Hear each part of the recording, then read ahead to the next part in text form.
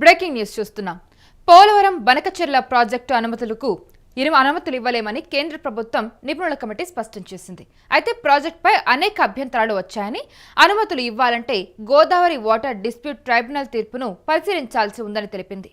పర్యావరణ అనుమతులకు సిడబ్ల్యూసి సంప్రదించడం అత్యవసరమని కమిటీ అభిప్రాయపడింది.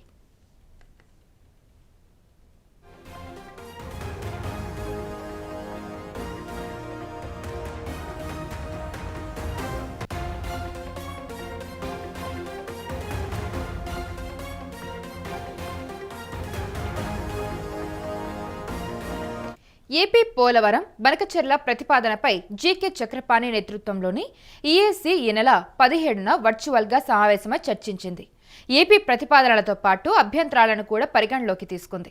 ఈమెయిల్స్, వివిధ మార్గాల్లో వచ్చిన అభ్యంతరాలను పరిశీలించింది. బనకచెర్ల ప్రాజెక్టు గోదావరి ట్రైబ్యునల్ 1980 తీర్పునకు విరుద్ధమంటూ ఫిర్యాదులు వచ్చాయని తెలిపింది. అయితే ఒడిషా, ఛత్తీస్గఢ్లో ముంపు సమస్య, న్యాయపరమైన వ్యవహారాలు ఉన్నాయని పేర్కొంది.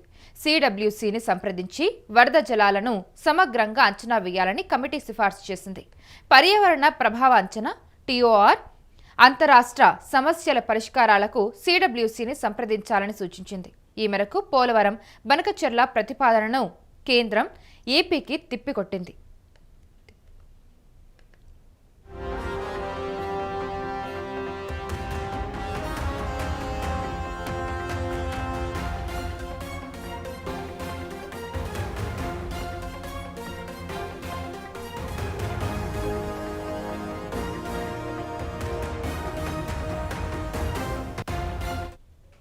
ఇక పోలవరం బనకచెర్ల ప్రాజెక్టు ప్రతిపాదనను పర్యావరణ నిపుణుల కమిటీ తిరస్కరించడంపై బీఆర్ఎస్ నేత హరీష్ రావు స్పందించారు.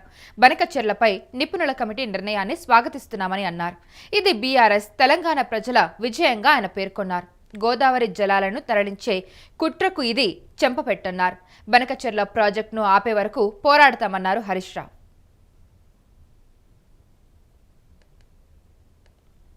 అయితే ఇప్పుడు బనకచెర్లకు బ్రేక్ పడిందని చెప్పుకోవాలి. పోలవరం బనకచెర్లకు అనుమతులు ఇవ్వలేమని కేంద్రం స్పష్టం చేసింది. ఏపీ ప్రతిపాదనలు తిప్పి పంపిన పర్యావరణ శాఖ అయితే ప్రాజెక్టుపై అభ్యంతరాలు వచ్చాయని కేంద్రం ప్రకటించింది. అనుమతులు ఇవ్వాలంటే జీడబ్ల్యూడీటీ పరిశీలించాలన్న కమిటీ వరద జలాల మీద మరోసారి స్టడీ చేయాలని కేంద్రం నిపుణుల కమిటీ ఆదేశాలు జారీ చేసింది. అయితే అంతరాష్ట్ర వివాదాలపైన సిడబ్ల్యూసీతో చర్చించాలని కూడా సూచించడం జరిగింది.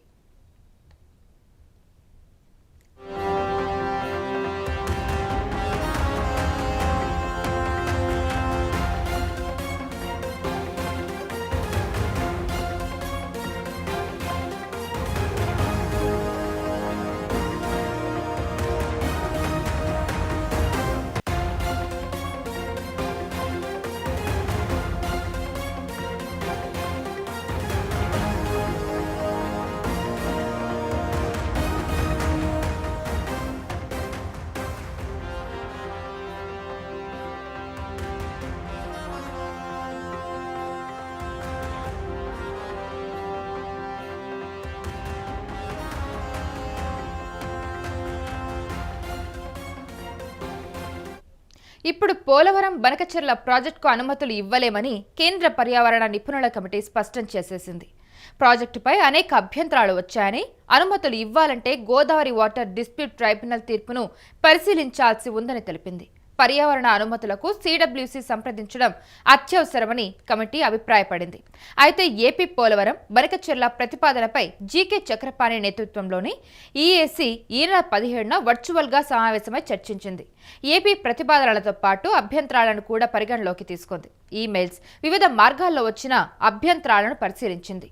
బనకచెర్ల ప్రాజెక్టు గోదావరి ట్రైబ్యునల్ 1980 తీర్పునకు విరుద్ధమంటూ ఫిర్యాదులు వచ్చాయని కూడా తెలిపింది. ఒడిషా, ఛత్తీస్గఢ్లో ముంపు సమస్య, న్యాయపరమైన వ్యవహారాలు ఉన్నాయని పేర్కొంది. సిడబ్ల్యూసిని సంప్రదించి వరద జలాలను సమగ్రంగా అంచనా వేయాలని కమిటీ సిఫార్సు చేసింది.